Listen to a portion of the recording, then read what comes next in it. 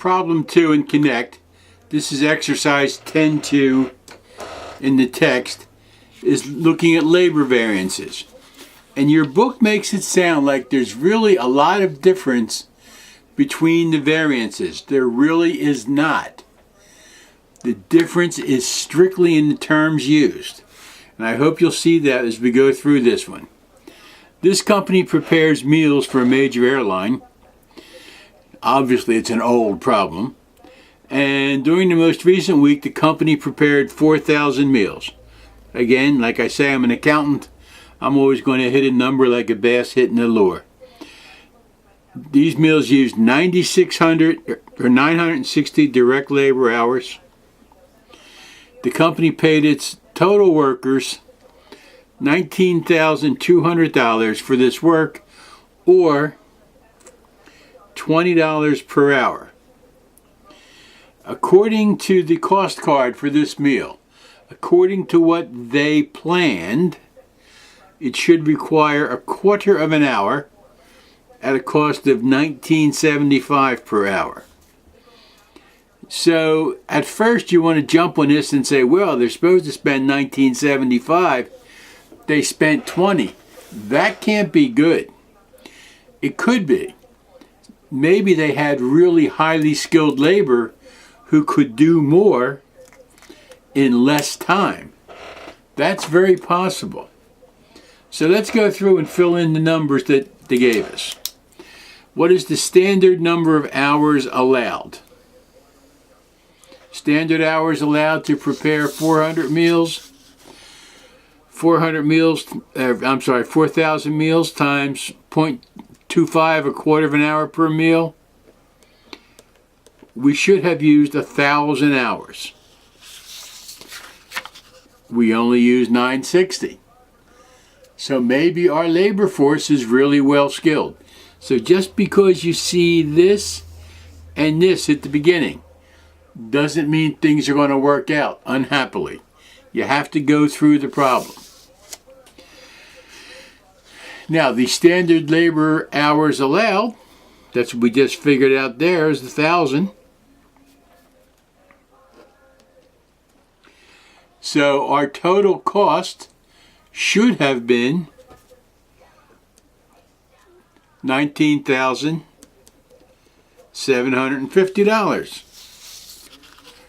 Our actual hours, our actual cost, were $19,200. So that's what we actually spent. We should have spent $19,750. So that gives us a $550 favorable variance. So our labor spending variance is favorable. But now they want us to break it down into the rate variance and the efficiency variance. How much of this total variance is due to the labor rate? It doesn't seem like any of it, since the rate that we paid is higher. And how much of it is due to the efficiency variance? Now your book goes through this whole long holderall. You can do the formula, you can do the that, you can do the this. This model makes sense. I have a bunch of these printed out. I just have them printed out by the dozens. And I just use them as I need to. I heartily recommend the same to you. It just makes life easy. So, first I'm going to come down. I'm going to do the actual hours of input at the actual rate. Now you can put in the 960 hours at $20 per hour if you like. But they do give you that number. So I would just take the number. If somebody gives me a number and I have no reason to doubt it, I just take it. Now the actual hours how many actual hours we used was 960. The standard rate, how much we expected to spend, is $19.75.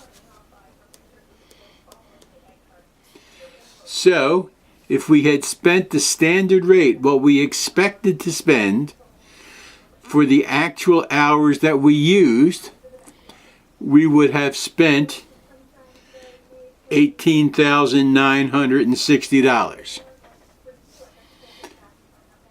The difference between these two is the rate variance. Subtract the smaller from the larger,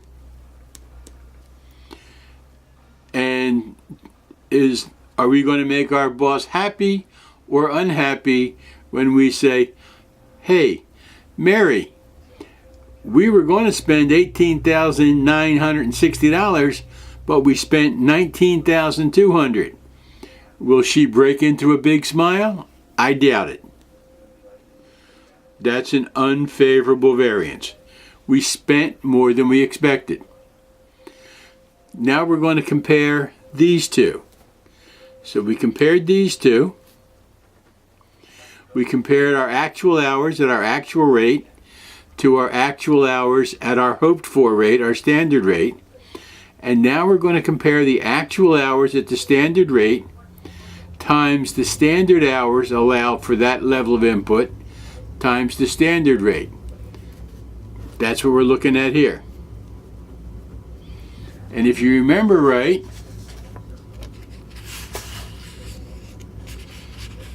if I can get to the right piece of paper, I don't seem to be capable of doing, we would have been allowed to spend 1,000 hours. Well, we didn't. Our standard hours, what we could have spent, what we expected to spend, what our flex budget said we should have spent, was 1,000 hours. And that would have been at $19.75 an hour, which would have given us $19,750. The difference between these two is $790. And again, I don't want to get into positives, negatives, ups, downs, big, betters, worses, biggers, smallers. Here's the way I need you to think about it. Hey, boss, we could have spent $19,750. We spent $18,960. How do you feel about that? He's going to feel just fine. That's a favorable variance. And as always, you subtract the little number from the big number, 550, and take the letter from the big number, favorable, because he's going to feel just fine looking at those numbers. So this is the same with material. Put in actual quantity, standard quantity. It's all the same. You're just changing the numbers.